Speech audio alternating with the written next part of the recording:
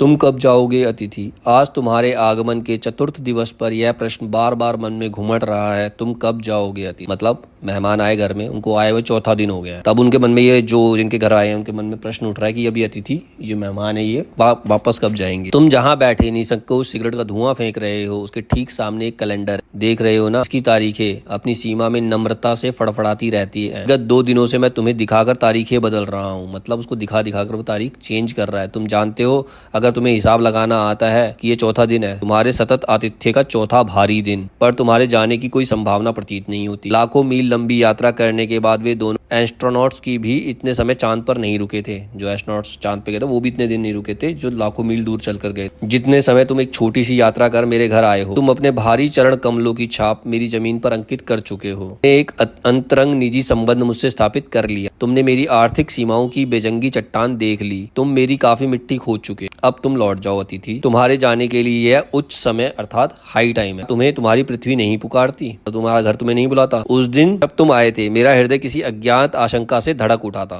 मतलब मुझे अजीब सा लगा था जब तुम आए थे। अंदर ही अंदर कहीं मेरा बटुआ कांप गया। उसके बावजूद एक स्नेह भीगी मुस्कुराहट के साथ मैंने तुमसे गले मिला था और मेरी पत्नी ने तुम्हें सादर नमस्ते।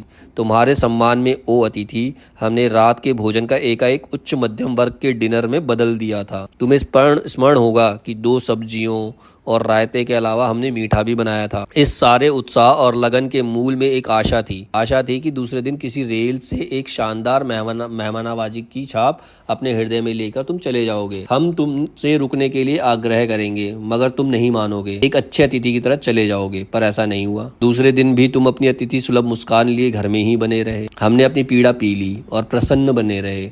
स्वागत सत्कार के जिस उच्च बिंदु पर हम तुम्हें ले जा चुके थे, वहां से नीचे उतर हमने फिर दोपहर के भोजन में लंच की गरिमा प्रदान की। रात्रि को तुम्हें सिनेमा दिखाया। हमारे सत्कार का यह आखिरी छोड़ था, जिससे आगे हम किसी के लिए नहीं बढ़े। इसके तुरंत बाद भावभीनी विदाई का वह भीगा हुआ क्षण आ जाना चाहिए था, जब तुम विदा होते और हम तुम्हें स्टेशन तक छोड़ने जाते, पर तुमने ऐसा नहीं किया। तीसरे दिन की सुबह तुमने मुझसे कहा, धोबी को कपड़े देना चाहता हूँ। यह आघात अप्रत्याशित था। मतलब एक झटका था कि वो कपड़े देना चाहता, मतलब और दिन रुके। इसकी चोट मार्मिक। तुम्हारे सामीप्य की वेला एकाएक यूं रबर की तरह खिंच जाए, इसका मुझे अनुमान नहीं था। पहली बार मुझे लगा कि अतिथि सदैव देवता नहीं होता, वह मानव और थोड़े अंशों में राक्षस भी हो सकता है। इसी लॉन्ड्री पर दे देते, जल्दी धुल जाएंगे। मैंने कहा।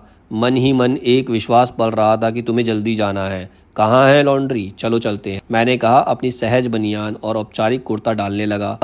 कहाँ जा रहे हैं? पत्नी ने पूछा। इनके कपड़े लॉन्ड्री पर देने, मैंने कहा। मेरी पत्नी की आंखें एकाएक बड़ी बड़ी हो गई। आज से कुछ बरस पूर्व उसकी ऐसी आंखें देख मैंने अपने अकेलेपन की यात्रा समाप्त कर बिस्तर खोल दिया था। पर अब जब वे ही आंखें बड़ी होती हैं तो मन छोटा होने लगता है। वे इस आशंका और भय से बड़ी हुई थी कि अधिक दिनों तक ठहरे, और आशंका निर्मूल नहीं थी। अतिथि, तुम जा नहीं रहे।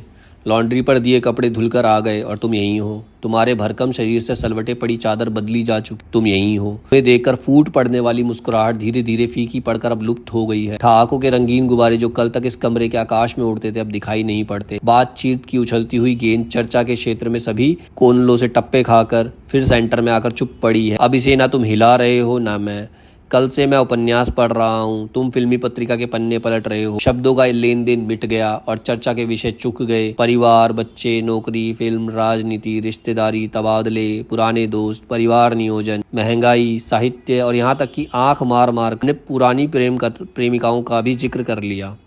अब एक चुप्पी है। सौहार्द अब धीरे स्नेह बोरियत में रूपांतरित हो रहा है। मतलब हम जब साथ बैठ रहे तो बोर हो रहे हैं। भावनाएं गालियों का स्वरूप ग्रहण कर रही। जो पहले अच्छी भावनाएं थी, अब तुम्हें गाली देने का मन कर रहा है, पर तुम जा नहीं रहे। किस अदृश्य गोंद से तुम्हारा व्यक्तित्व यहाँ चिपक गया है, इस भेद को सपरिवार नहीं समझ पा रहा हूँ। बार बार यह प्रश्न उठ रहा है, तुम कब जाओगे अतिथि? कल पत्नी ने धीरे से पूछा था। कब तक टिकेंगे ये? मैंने कंधा उचका दिया। क्या कह सकता मैं तो आज खिचड़ी बना रही हूँ, हल्की रहेगी, बनाओ। सत्कार की उष्मा समाप्त हो रही थी। डिनर से चले थे, खिचड़ी पर आ गए। अब भी अगर तुम अपने बिस्तर को गोलाकार रूप नहीं प्रदान करते, यानी कि तुम नहीं जाते, हमें उपवास तक भी जाना होगा। तुम्हारे मेरे संबंध एक संक्रमण के दौर से गुजर रहे हैं। मतलब एक वायरस आ गया हमारे संबंधों। तुम्हारे जाने का यह चरम क्षण है। तुम जाओ ना अतिथि।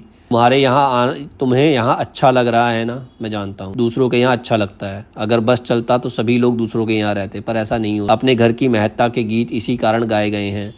होम को इसी कारण स्वीट होम कहा गया है कि लोग दूसरे के होम की स्वीटनेस को काटने ना दौड़े। तुम्हें यहाँ अच्छा लग रहा है, पर सोचो प्रिय कि शराफत की भी कोई चीज होती है। गेट आउट भी एक वाक्य है जो बोला जा सकता है। अपने खर्राटों से एक और रात गुंजायमान करने के बाद कल जो किरण तुम्हारे बिस्तर पर आएगी, तुम्हारे यहाँ आगमन के बाद 5वें सूर्य से परिचित किरण होगी, मतलब तुम्हारा 5वां दिन हो जाएगा। आशा है कि अब वह तुम्हें चूमेगी और तुम घर लौटने का सम्मानपूर्ण निर्णय ले लो। मेरी सहनशीलता भी वह अंतिम सुबह होगी, उसके बाद मैं स्टैंड नहीं कर सकूंगा और लड़खड़ा जाऊंगा। मेरे अतिथि, मैं जानना चाहता हूँ कि अतिथि देवता होता है, पर आखिर मैं भी मनुष्य हूँ। मैं कोई तुम्हारी तरह देवता नहीं हूँ। एक देवता, एक मनुष्य अधिक देर तक साथ नहीं रहते। देवता दर्शन देकर लौट जाता है, तुम भी लौट जाओ अतिथि। इसी में तुम्हारा देवत्व सुरक्षित रहेगा। यह मनुष्य अपनी वाली पर उतरे, उसके पूर्व तुम लौट जाओ। उफ, तुम कब जाओगे अतिथि?